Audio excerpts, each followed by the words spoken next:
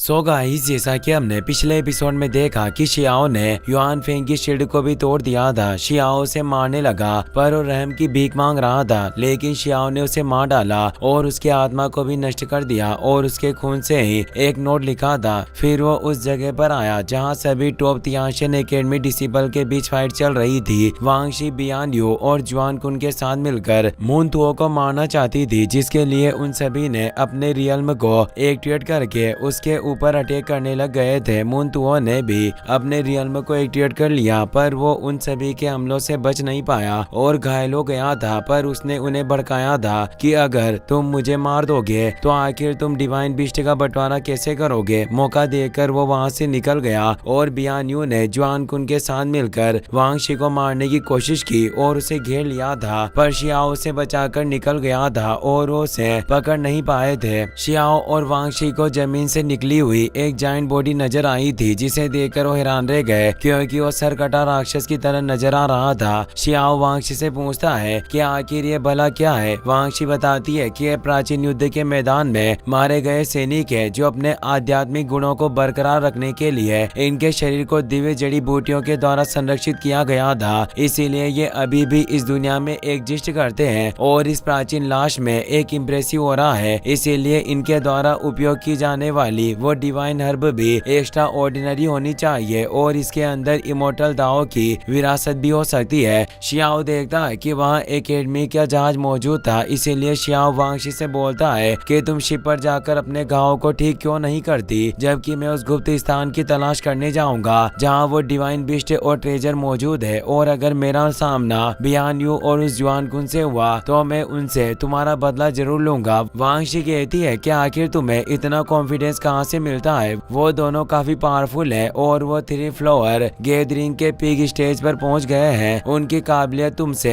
काफी ज्यादा है। शियाओ कहता है कि मैं बस एक विनम्र व्यक्ति हूँ और मैं हमेशा सच बोलता हूँ, तुम फिर भी मुझ पर भरोसा क्यों नहीं करती। तभी आसमान में लाल बादल छाने शुरू हो जाते हैं और उसके अंदर एक जायंट आई नजर आती है और आसपास कई सारे इविल आई मौजूद हैं, जो असल में विंड क्लेन की हाउ टू सर्च टेक्निक होती है, जिससे तेज एनर्जी सभी तरफ फैल रही थी। वांग शी अपने ड्रैगन पावर से शियाओ और अपने ऊपर एक प्रोटेक्टिव शील्ड को एक्टिवेट कर लेती है, जिससे वो एनर्जी उन्हें ढूंढ नहीं पाती। वांग शी जानती थी कि यह सब विंड कबीले का फेंग जिंगटियन कर रहा है। वो बोलती है कि मैं बियान यू, जुआन कुन और मून तुओ हम चारों खून की लड़ाई लड़ रहे थे, पर इसे फेंग जिंगटियन ने चालाकी से चुपकर काम किया और ये पहले से ही अवसरों की तलाश कर रहा है। वो डिवाइन ट्रेजर और बिस्ट को हासिल करना चाहता था, उसकी इविल आई पेटिशनर्स को भी नुकसान पहुंचा रही थी और सभी जगह से खजानों की तलाश कर रही होती है। वांग शी बताती है कि फेंग जिंगटियन की पावर ट्रांसफॉर्मेशन रियल्म में पहुंच गई है और उसकी ऑरा को देखते हुए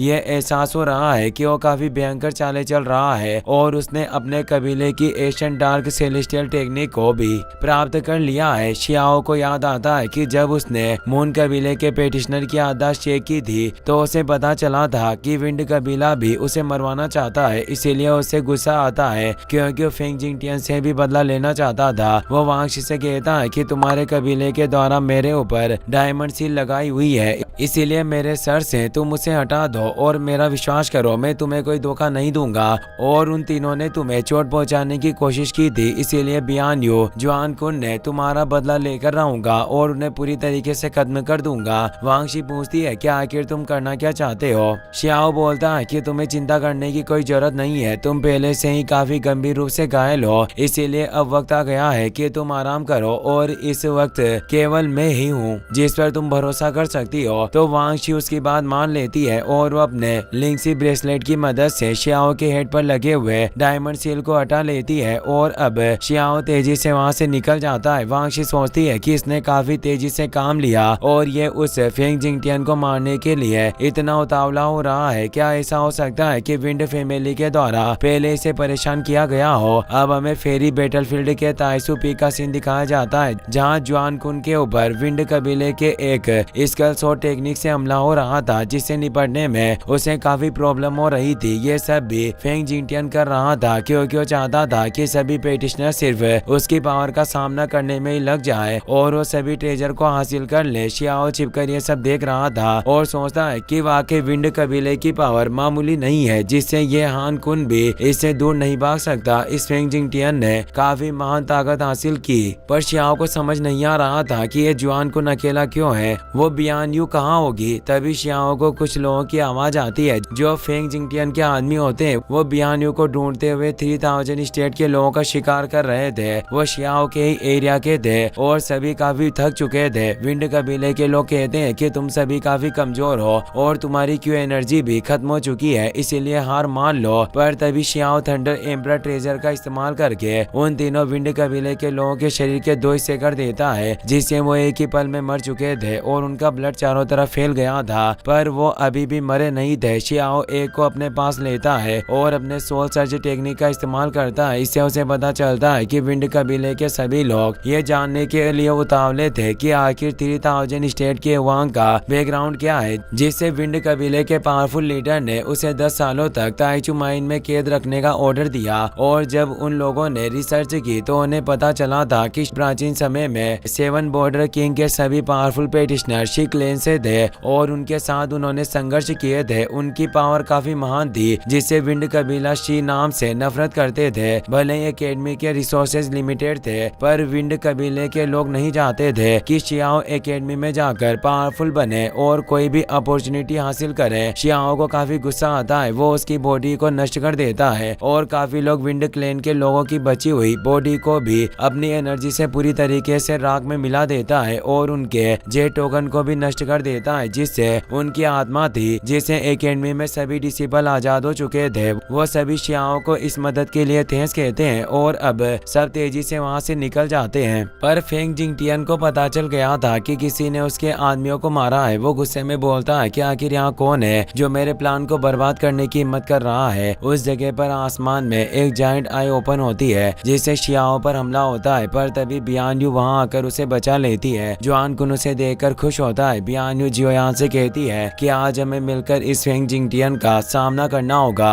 अगर तुम हमारी मदद करोगे तभी तुम वांगशी को प्रोटेक्ट कर पाओगे। शियाओ बोलता है कि मेरा वांगशी से कोई लेना देना नहीं है, पर मैं फेंग जिंगटियन को मारना चाहता हूँ और यही मेरा उद्देश्य है और इसे आज मैं पूरा करके रहूंगा। फेंग जिंगटियन अब गुस्से में काफी पागल हो चुका था। वो कहता है कि यह चूहे मेरे प्लान को बर्बाद करना चाहता है, इसे अब पूरी तरीके से मारा जाना चाहिए और वो अपनी पावर को बढ़ाने लग जाते हैं। जुआन कुन अपने वेपन के साथ पूरी पावर को एक्टिवेट करता है और वो बियान यू के साथ उस पर अटैक करने के लिए आगे बढ़ने लगता है। पर बियान यू को कुछ अजीब एहसास होता है। वो कहती है कि इसका ऑरा काफी अलग तरीके से बदल रहा है। आखिर विंड कबीले ने इस तरह एक इविल टेक्निक की कब प्रैक्टिस की होगी। शियाओ भी समझ नहीं पा रहा था कि आखिर ये कौन सी टेक्निक है, क्योंकि उस टेक्निक से पूरा आकाश हिल रहा था और एक जाइंट इमोर्टल लोटस एक्टिवेट होने के साथ एक शार्प शॉट बाहर आ जाती है। ये एक हेलिश इमेज टेक्निक होती है जिससे वो उन पर अटैक करने लगता है। शियाओ समझ गया था कि यह दूसरे वर्ल्ड की कोई टेक्निक है। बियान यू डर गई थी। वो जल्दी से जुआन कुन के साथ उस टेक्निक के स्लैश को रोकने लगती है, पर इससे तेज स्पॉट होता है और चारों तरफ तेज एनर्जी वेव फैल जाती है। अब हमें फेरी बैटलफील्ड के ताइचू पैलेस का सीन दिखाया जाता है, जहाँ जाने का रास्ता अब खुल चुका था। शियाओ को इसके अंदर से एक डिवाइन बिस्ट हर्ब के ओरा का एहसास हो रहा था और वो अपने डिवाइन आई की मदद से उस मिरेकल मेडिसिन बिस्ट को देख लेता है जो फियर्स लीफ आर्किड शेप का होता है और वो बचने के लिए वहाँ से भाग रहा था। फेंग जिंगटियन, बियान यू और जुआन कुन की भी नजर उस पर पड़ गई थी। फेंग जिंगटियन खुश हो रहा था क्योंकि उसे पूरा विश्वास था कि वो अपनी पावर के साथ इसे हासिल कर लेगा। वो तेजी दिखाते हुए ताइसू पैलेस में प्रवेश करने लगता है। तभी हमें दिखाया जाता है कि एक डार्क बॉडी भी वहाँ मौजूद होती है जिसे फेंग जिंगटियन ही अपने साथ लाया होता है और उसे भी अपने साथ लेकर पैलेस के अंदर चला जाता है। बियान यू और जुआन कुन भी उसके अंदर चले जाते हैं। वो दोनों तेजी से फेंग जिंगटियन का पीछा कर रहे होते हैं, पर फेंग जिंगटियन नहीं चाहता था कि उसके अलावा और कोई मिरेकल मेडिसिन बिस्ट को हासिल करे, इसीलिए वो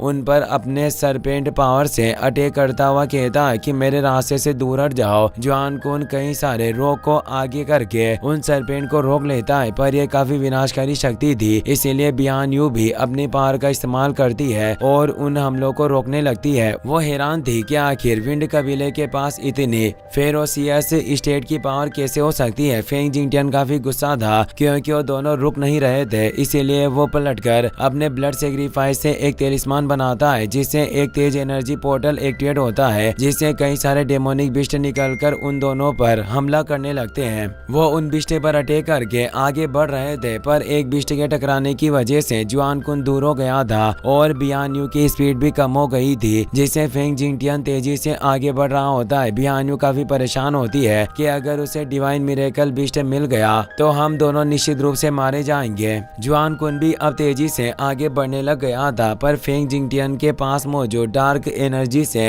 उसकी स्पीड काफी बढ़ रही थी और वो तेजी से मिरेकल मेडिसिन बिस्ट के पास पहुंच गया था। वो बिस्ट भी डरा हुआ था और एक पत्थर के टकराने की वजह से वो नीचे गिर जाता है। फेंग जिंगटियन खुश हुआ कहता है कि यह फसल निश्चित रूप से मेरी ही है और वो उसे लेने के लिए हाथ आगे बढ़ाता है। बियान यू और जुआन कुन काफी डर गए थे, पर तभी एक शॉट तेजी से फेंग जिंगटियन की तरफ आती है। इस हमले को उसे रोकने का मौका नहीं मिलता और वो काफी दूर चला जाता है। तभी उस पर पीछे से एक और हमला होता है। ये हमला शियाओ ने किया था और वो अपने कई सारे क्लोन बॉडी के साथ उसे चारों तरफ से घेर लेता है और कहता है कि फेंग जिंगटियन तुम्हारा जीवन अब यहीं समाप्त होता है। फेंग जिंगटियन गुस्से में पूरी तरह से भर जाता है और बोलता है कि तुमने मुझे परेशान किया, इसका खामियाजा तुम्हें भुगतना होगा। और वो अपने डार्क पावर से एक शॉट को बाहर निकालता है और इसके 10 क्रॉस डिवाइन पाथ को एक्टिवेट करने लगता है। ये काफी पावरफुल अल्टीमेट टेक्निक थी, जिससे अब शियाओ भी 6 रीइंकार्नेशन स्क्रॉल को एक्टिवेट करने लगता है, जिसमें 6 क्लोन वापस उसकी बॉडी में समाहित हो जाते हैं और अब एक पावरफुल मूव एक्टिवेट हो रहा था। इसी के साथ ये एपिसोड यहीं पर खत्म हो जाता है। वीडियो पसंद आया हो तो अपने दोस्तों के साथ शेयर करना। Thanks for watching.